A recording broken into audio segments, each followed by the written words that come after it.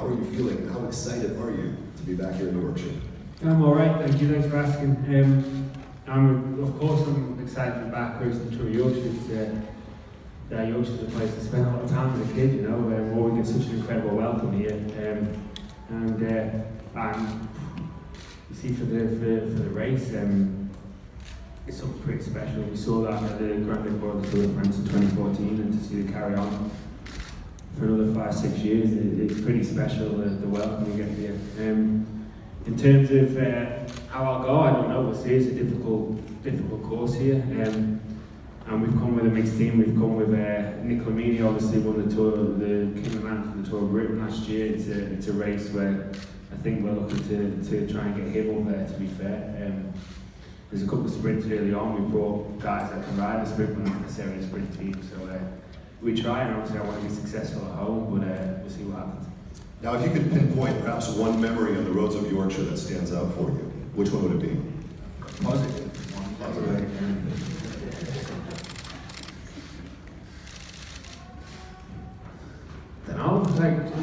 It's always good, you know. Yorkshire people are amongst the most friendly people in the world, you know, and that's always, you always feel like the whole way around, and even when you're suffering. Well, there are bike races all around the world, but there's only one Yorkshire.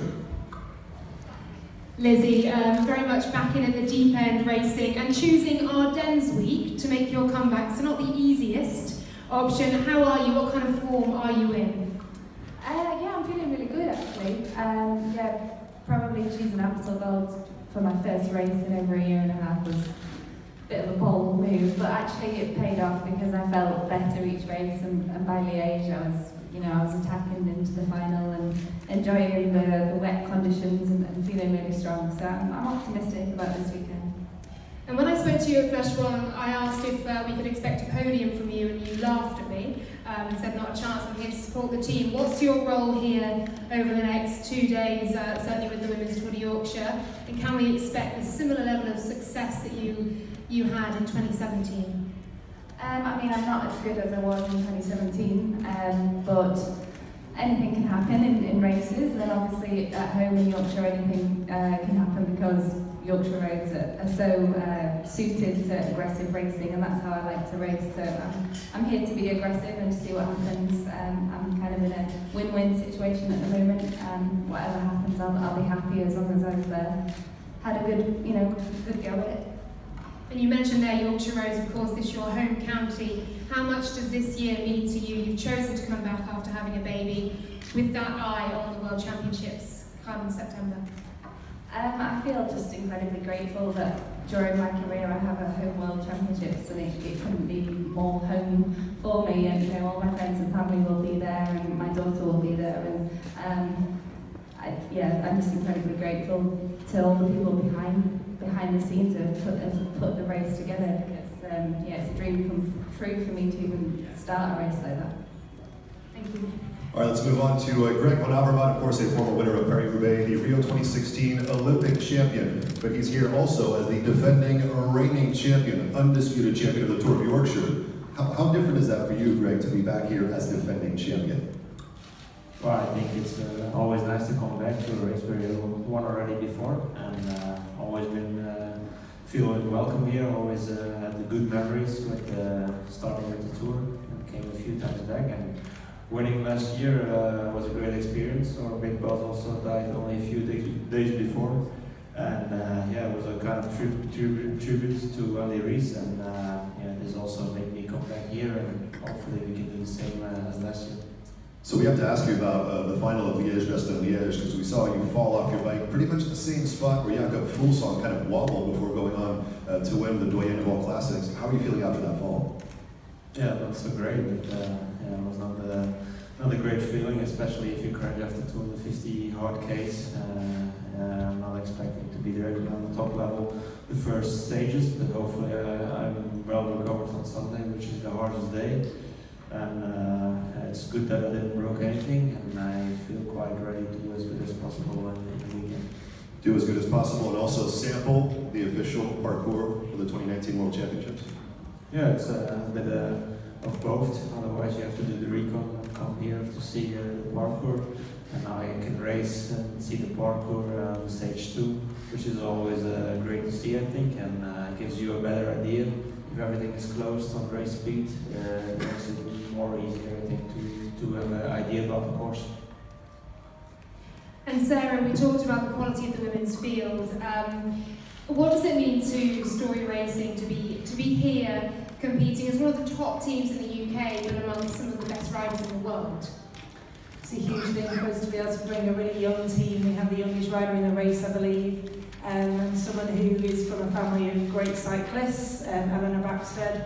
We've got some really hard Ks ahead of us, but we're really looking forward to being able to give that experience to those younger riders, and we have, just really look forward to getting stuck in. And as somebody who I know passionately campaigns for women's cycling and for equality between men's and women's cycling, what does it mean to you to see the race move to a Friday, Saturday, for the race route to mirror the men's exactly? How positive a step is this? It's a huge step to have exactly the same race course, and to be able to ride on the same roads ahead of the guys, and to have the same crowds at the finish and the start. So no, it's brilliant, and off the back of being able to try and win that equal prize money, everyone's really excited to get going. And this year's race also, as I mentioned, the hardest, the longest. What kind of rider do you think it's going to suit? And what's the game plan for Story Racing? Yeah, it's really tough, wrecking both stages, and it's really exciting to see the climbs that are going to be in there in stage 2. It's going to suit a rider that's just capable of getting over those climbs, but also being able to finish at the front in the first stage as well. Opportunities for breakaways in stage 2. Somebody could perhaps go solo if they were feeling really strong. I think the wind might play a part this weekend, or there might be a tailwind into the finish before we turn back up north to go to the actual finish. So yeah, I think the weather will play a part, but I think it's just going to suit one of the really tough riders. Thank you. Good luck. And ladies and gentlemen, we are delighted to have with us here a winner of the 3 Grand Tours. He won the Volta a España, he won the Giro d'Italia, and is a 4-time winner of the Tour de France. Of course, he was a part of the 2014 grandest Grand Départ of them all. Christopher Froome. Chris, great to have you back here in Yorkshire. What does it feel like to be back? Yeah, it's fantastic to be back here. I mean, I've never done the Tour of Yorkshire before, but if it's anything like it was when we were here for the Grand Départ back in 2014, nothing has come close to that since, so really looking forward to these next few days. So you came in 2014 as defending Tour de France champion, winning the 2013 edition. Things didn't go to plan, of course, on that particular opportunity. We're talking about that, the broken hand just ahead of stage 5, the cobblestone stage. But what do you remember in particular of your time in Yorkshire, the first 2 stages of the race there? I can just remember being completely wowed and blown away by the reception we had. It was just, as I said, there was nothing like it. And still, I don't think we've been to another venue that's quite had just the same kind of outcome and same kind of turnout than we had that year. So I mean, yeah, and every year I hear obviously from my colleagues who do the race and people in the cycling world that the Tour of Yorkshire is just growing and getting bigger and bigger, and it's great to see just how far it's come. So hopefully, yeah, get to experience that this week, and hopefully it can keep growing. And also, it's a pivotal time for yourself. Team Sky is now a chapter that you've closed and is behind you. Team Ineos is the new chapter you're about to start writing. But what's it going to be like for you to sport the new colors here on the Tour of Yorkshire? Yes, definitely exciting times for us, the team. I think it's just definitely a new beginning for us in a lot of ways. And just looking forward to getting on the road now. It's, I think a lot of people were quite nervous when Team Sky announced they were pulling out. Being the only British Pro Tour team out there, it was quite daunting that Sky were pulling out. But thankfully, Ineos have come on board now, and everyone's raring to go. Thank you, Chris. And Gabby as well. We talked about the strength of the field. We've got world champions galore, Marianne Vos, Anna van der Breggen, of course Lizzie sitting up there with you. What does it mean to you as a Yorkshire rider to race with this quality of field here on the roads? It means an awful lot to be part of the race. It's just stepped up year on year, and yeah, kind of privileged that our team have been selected to race against all the World Tour teams, and just goes to show I think it's 14 of the top world ranked teams. So yeah, it's phenomenal to be part of that. And I mentioned earlier the route goes pretty close to your home, through your village, is that right? Yeah, it goes through Bramhope for the first time for women, so yeah, I'm really looking forward to having a lot of support through Bramhope. Not quite past my front door, but close enough. So yeah, it'll be great to ride on home roads. I know the roads really well, especially Cote de Lindley and towards Harrogate, so yeah, it'll be really good to ride on those.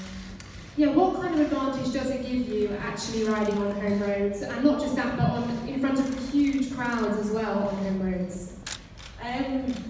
Knowing the roads of Yorkshire, obviously, it's pretty tough, pretty hard roads, but we train on them day to day, so I guess Lizzie's got that advantage as well, and all the other Yorkshire riders. But yeah, I mean, the feel of the road will feel a bit different, obviously, when you've got open roads and you've got all the crowds, so yeah, hopefully they'll just spur us on to riding them harder.